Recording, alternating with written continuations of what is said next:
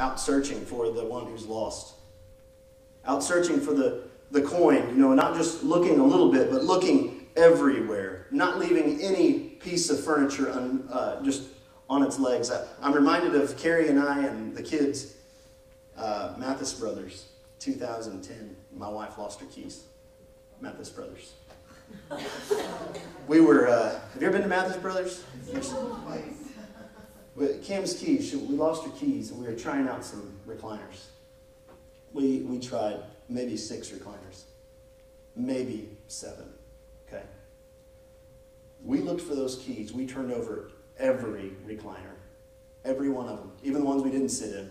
We went upstairs. We looked in all the drawers of all the kids' stuff. Maybe a kid picked it up and put it in a drawer. We looked everywhere. We never found it. So if you've been to Mathis Brothers, see some keys laying there, you want to pick them up, bring them to me, it'd be great. But I can tell you, I called them on Saturday because I thought, well, maybe they found them now. This has been like 5 months ago. So I called them up, hey, do you have any keys? No, they didn't have them. And I was like, man, that's too bad. But if they would have had those keys, I can guarantee you the first person I called until it's Carrie, because she was there at the store looking for them. And I'd be like, you're not going to believe this. They found those keys. I would be so excited. I mean, I may not have put on a huge party like the woman and the shepherd, but I would have been really, have you ever lost anything and haven't been able to find it for a while, and then you find it and it's like, thank goodness I found this book or this thing, I found it. So what does all this mean? Come home for Christmas and the prodigal son, what does all this mean? Well, I'll tell you, there was a certain a certain man, they don't say he was rich, but we can determine that he's rich by what he does. Chapter 15, verse 11. A certain man had 2 sons, and the younger of them said to his father, Father, give me the share of the estate that falls to me. Okay, that's basically like saying, Dad, I wish you were dead. Dad, I wish you were dead, because if you were dead, then I'd already have all this. I wouldn't have to wait for it. And so what did the father have to do? He didn't have to do anything. He should have taken that kid out publicly and beat him. Because honor was so important in this society. So you've got to understand, this isn't written to people here in Midwest City, Oklahoma, or Eastern Oklahoma County. This was written to a group of people who lived in a society where the father was the man. Everything he said went, and if it didn't go, then you're going to go. My way or the highway. So, as we hear this story, and he says, I want you to give me all my estate, and then verse 13 says, and the rest of verse 12 says, and he divided his wealth between them. That was just like a huge... The shame that was put on the family by what the father just did here and what the son asked for is really incredible.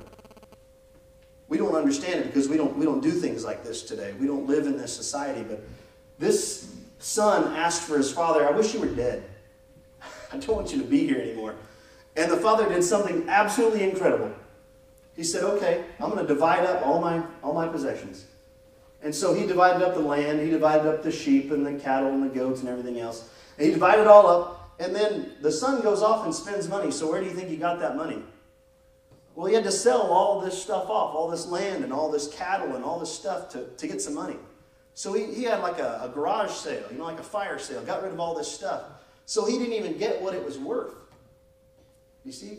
He didn't even get what his stuff was worth. He got, who knows what the percentage was, but he got very little of what the actual value of all this stuff was. That's how much he wanted to be away from his dad. He wanted to be away from all this authority. Man, that guy's really holding me down, And the Pharisees probably were like, I can't believe that kid just asked for that. That's just incredible.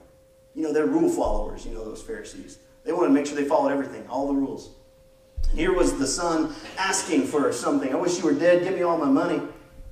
So they sold all the possessions and everything, and he took the money.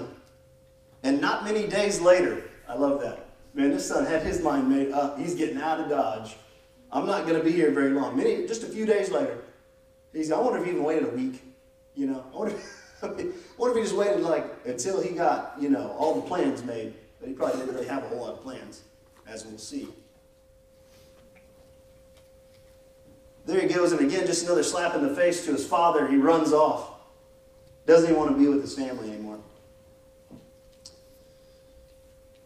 And the younger son gathered everything together and went on a journey into a distant country. So there's the thing. He didn't want to be around there. He wanted to be able to go someplace where maybe no one would know him. He could do whatever he wanted. He would be out from under that father, man, that guy's telling me what to do. I'm tired of that. I'm getting out of here, going out to another country. And he squandered his estate with loose living. And you might have other things there, prodigal living or something like that. But basically, he lived his life in a way that he lost all of his money. I don't know if he's playing the one-armed bandit or what. I don't know what he was doing.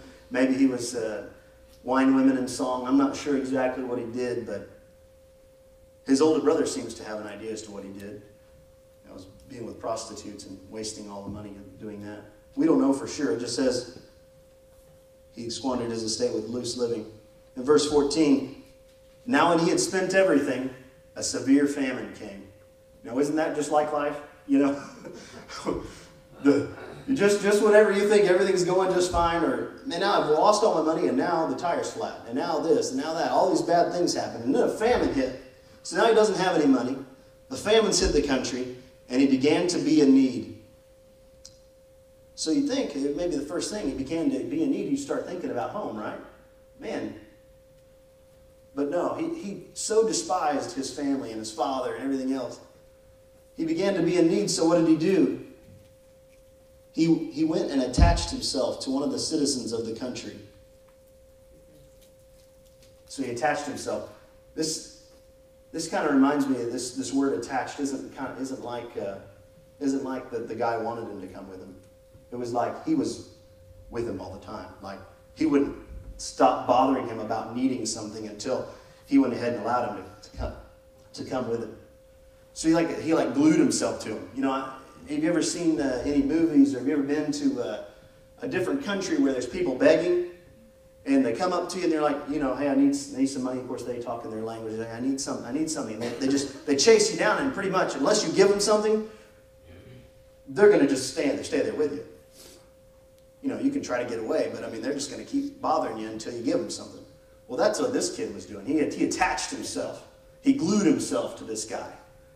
And this guy wasn't real happy about it.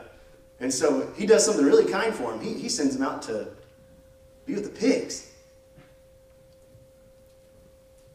And I'm sure the Pharisees heard this and were like, well, yeah, that serves him right. Now he's, not only has he left his father, now he's lost all his money. That serves him right. And now he's with the pigs, and I'm sure that as he's with the pigs, I'm sure they're thinking, they all know this. Pigs are unclean. You're not supposed to be around the pigs. You can't eat the pigs. You can't be around the pigs. The pigs are dirty. Not just dirty as in they're dirty, but they're dirty as in God said in His Word, don't eat pigs.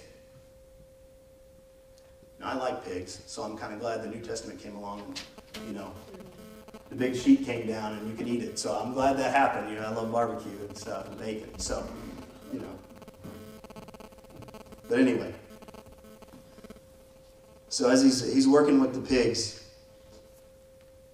he was longing to fill his stomach with the pods that the swine were eating, and no one was giving anything to him. He was longing for the pods. Doesn't that sound tasty? Don't you want that for Christmas dinner? What are we having today? Pods.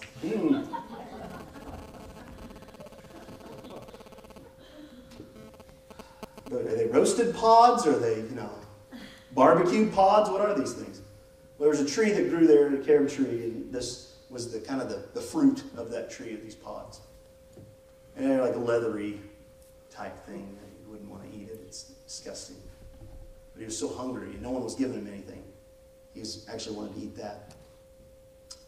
But I love what it says in verse 17. But when he came to his senses, you may want to circle that in your Bible. When he came to his senses, he said, how many of my father's hired men have more than enough bread? But I am dying here with hunger. I will get up and go to my father and will say to him, Father, I have sinned against heaven and in your sight. I am no longer worthy to be called your son. Make me as one of your hired men. Came to his senses.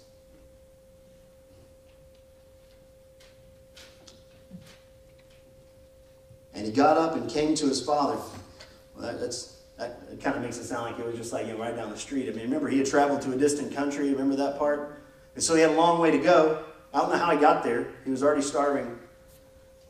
But as he's walking, do you think he's maybe rehearsing this little, Father, I'm no longer worthy to be called your son? Have you ever had any kind of big presentation, speech, something? Maybe you needed to talk to somebody and you didn't want to just go off there willy-nilly. You want to make sure you had exactly what you wanted to say down. So I'm sure all the way there he's thinking, I'm no longer worthy to be your son. I'm just, you're hired. Father, I have sinned against heaven and in your sight. I'm no longer worthy to be called your son.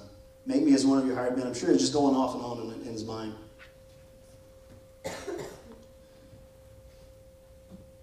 And he got up and came to his father.